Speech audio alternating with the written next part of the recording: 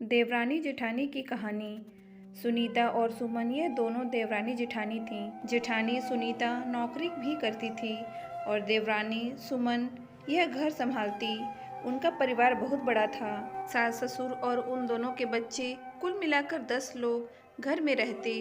और अब बहुत साल बाद उनकी बुआ सास अपने भाई के घर रहने आई थी।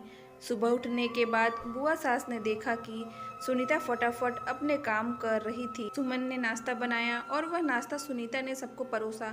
उसके बाद सुनीता ने अपना टिफिन पैक किया और वह काम पर निकल गई। सुमन ने वापस दोपहर का खाना तैयार किया और थोड़ा वक्त अपनी सास और बुआ सास के साथ बैठी रही। बुआ सास से रहा नहीं गया। उन्होंने सुमन को पूछा, छोटी बहू, तुम्हारी जिठानी तुझ पर बहुत हुक्म चलाती है। सुबह से देख रही हूँ रसोई घर में अकेले ही काम करती हो और वह महारानी दिखावा करने के लिए नाश्ता परोस रही थी, जैसे कि उसने ही नाश्ता बनाया हो। यह सुनने के बाद सुमन ने बुआ सास की तरफ देखा और बोली, बुआ सास जी, ऐसा कुछ नहीं है। सुनीता दीदी बहुत अच्छी हैं। बुआ सास बोली, तुम बहुत भोली हो सुमन, मुझे सब समझ में आता है। मेरे बाल धूप से सफ़ेद नहीं हुए हैं।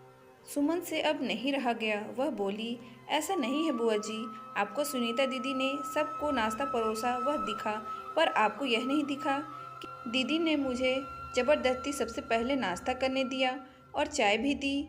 वह रोज़ मुझे ऐसे सबसे पहले ही नाश्ता दे देती हैं, नहीं तो सबके लिए नाश्ता करते करते मैं खुद के लिए नाश्ता बनाना भूल जाऊंगी। दीदी मेरी कितनी चिंता करती हैं। दीदी सुबह जल्दी उठकर मंदिर साफ करती हैं, फूल सजाकर रखती हैं और मुझे उनके 1 घंटे बाद उठने के लिए कहती हैं। शाम को आते समय बाजार से सब्जी भी लेकर आती हैं, क्योंकि हमारे मिस्टर रात को देर से आते हैं। और मम्मी जी को सुनीता दीदी ने बाजार में जाने को मना किया है, क्योंकि अब उनकी उम्र 60 से ज़्यादा हो गई है। बाजार में जाते समय उनको तकलीफ होगी, उनके पैर बहुत दुखेंगे। कभी उनको बाहर घूमने का मन हुआ तो सुनीता दीदी छुट्टी लेकर उनको घुमाने ले जाती हैं। और हाँ बुआ जी, दीदी रोज़ शाम को आने के बाद वह कितनी भी थकी हों तब भी मुझे खाना बनाने में मदद करती हैं। वह मेरी बड़ी जेठानी जरूर हैं, पर मुझे अपनी छोटी बहन ही समझती हैं और मैं उनको अपनी बड़ी बहन समझती हूँ। यह सब सुनकर बुआ सास एकदम चुप हो गई। उनकी चुगली सुमन के आगे टिक नहीं पाई। तो सुनीता सब्जी की थैली सुमन के पास देते हुए बोली, सब्जी के साथ तुम्हारे मनपसंद लेखक की किताब भी उसमें है। यह सुनकर सुमन खुश हो गई।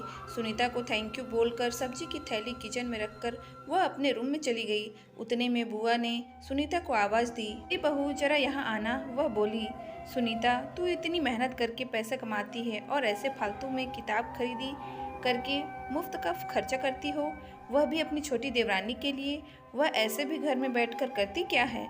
तुम दिन भर मेहनत करती हो और वह घर में आराम करती है। इस पर सुनीता हंसकर बोली, क्या बुआ जी, आराम? और सुमन, उसे तो कहने पर भी वह आराम करती नहीं। सुबह उठकर बेचारी काम करती रहती है। सबका मनपसंद खाना, मेरे और उसके मिलाकर 4 बच्चों का टिफिन सब वही तो करती है और तब भी उसके चेहरे पर हमेशा आनंद दिखता है। सुबह की चाय पीने के लिए उसके पास वक्त नहीं रहता।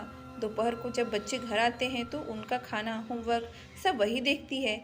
इसलिए मुझे बच्चों का टेंशन नहीं और इसलिए ही मैं ऑफिस में मन लगाकर काम कर पाती हूँ। कुछ दिन पहले ही मुझे प्रमोशन मिला है। इसके अलावा मम्मी जी और पापा जी की दवाइयाँ कभी ख़त्म हो गई और कभी लाने की हो तो वही ध्यान रखती है। में मेहमान आए तो उनका मेहमान नवाजी भी वही करती है। बुआ जी, घर और बच्चे संभालना छोटी बात नहीं है। इतना सब सुनकर बुआ जी उनकी तो बोलती ही बंद हो गई। सुनीता कभी कोई शिकायत नहीं करती है, वह सब काम कर लेती है। वह सिर्फ पढ़ना पसंद करती है। फिर मैं मेरी छोटी बहन के लिए इतना नहीं कर सकती? मैं नहीं करूँगी तो फिर कौन करेगा? इतना बोलकर सुनीता अपने रूम में चली गई। यह सब बोलना सुनीता की सास पीछे खड़े होकर सुन रही थी। वह बुआ के पास आई और बोली, जीजी, यह दोनों देवरानी जेठानी जरूर हैं, लेकिन उनका रिश्ता 2 सगी बहनों से ज़्यादा पक्का है। मेरे घर की मजबूत दीवारें हैं यह दोनों। पहले मैं भी एक बुरी सास थी, हमेशा इन दोनों में झगड़ा लगाने का प्रयास करती थी, पर यह दोनों के प्यार के आगे मैं भी हार गई। से भी झगड़ा लगाकर नुकसान तो हमारे ही घर का होगा ना। पर यह बात बुआ को समझ में नहीं आई। रुदन करते हुए कमरे से बाहर चली गई, क्योंकि उन दोनों में झगड़ा लगाने के लिए ही वह आई थी। पर सुनीता और सुमन, इनके जैसी 2 समझदार देवरानी जेठानी के बीच झगड़ा करवाना बहुत मुश्किल था। तो दोस्तों, सुनीता और सुमन इनकी जैसे समझदार देवरानी जेठानी जिस घर में होंगी उस घर का कोई बुरा नहीं कर सकता। जिस घर में ऐसी बहुएं होंगी वह घर स्वर्ग बन जाएगा।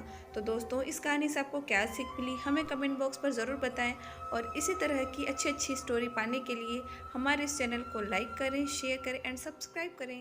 Thank you.